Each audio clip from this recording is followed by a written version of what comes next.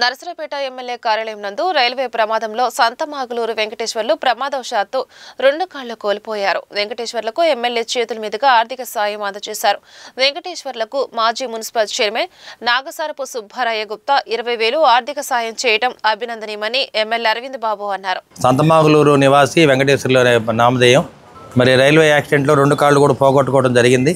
మరి ఇతనికి వైద్యం కూడా మన హాస్పిటల్లో చేయడం జరిగింది. గొట్టుపాటి రవికుమార్ గారు కూడా ఈ అబ్బాయికి అన్ని విధాలు సహాయం చేయడం జరిగింది. అదేవిధంగా ఇప్పుడు నాగసారపు సుబ్బారాయ గుప్తా గారు మరి ఈ అబ్బాయిని చూసిన తర్వాత ఒక 20,000 రూపాయలు మరి డొనేషన్ కూడా ఇవ్వడం జరిగింది. మరి రాబోయే కాలంలో ఇతనికి 2 కాళ్ళు కూడా ఆర్టిఫిషియల్ లింబ్స్ ఇవ్వడానికి ట్రైసైకిల్ కూడా ఏర్పాటు చేయడానికి నేను మన ఎనర్జీ మినిస్టర్ గారు గొట్టుపాటి రవికుమార్ గారితో మాట్లాడి అన్ని విధాల అతనికి సహాయంగా చేయడానికి ఏర్పాటు చేయడం జరుగుతుంది. మరి గొట్టుపాటి రవికుమార్ గారు కూడా దీని మీద స్పందించి నాకు ఫోన్ చేయడం జరిగింది. కాబట్టి మరి సుబ్బారాయ గుప్తా గారి ద్వారా ఇతనికి ఆర్థిక సహాయం చేయడం జరిగింది. తప్పనిసరిగా తెలుగుదేశం పార్టీ ఉమ్మడి కూటమి ఈ అబ్బాయికి అండగా ఉంటుందని చెప్పి తెలియజేస్తున్నాము. ఈ అబ్బాయిని ధైర్యంగా ఉండమని చెప్తున్నాము. వాళ్ళ కుటుంబం కూడా ధైర్యంగా ఉండాలి. తెలుగుదేశం పార్టీ కానీ టీడీపీ జనసేన ఉమ్మడి కూటమి ఎప్పుడు కూడా మరి ఇటువంటి కార్యకర్తలకి పూర్తిగా అండగా ఉండని చెప్పి తెలియజేయడానికి ఇటువంటి సహాయం చేయడం జరిగింది. ఈ అబ్బాయి పేరు రేవల్లి వెంకటేశ్వర్లు, ఊరు సంతమాగులూరు.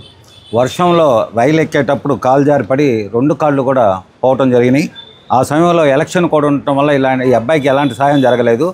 మరి ఈ అబ్బాయి నన్ను కలిసి కొద్దిగా హెల్ప్ చేయండి, ఈ 2 కాళ్ళపై మరి కర్ర కాళ్ళు కానీ వేరే ఇక తెచ్చుకోవడానికి మరి హెల్ప్ చేయమని అడిగితే ఈరోజు మన నర్సాపేట శాసనసభ్యులు గౌరవనీయులు డాక్టర్ చదలవాడ అరవింద్ బాబు గారి చేతుల మీదుగా ఈ అబ్బాయికి 20,000 రూపాయలు నేను సహాయం చేయడం జరిగింది.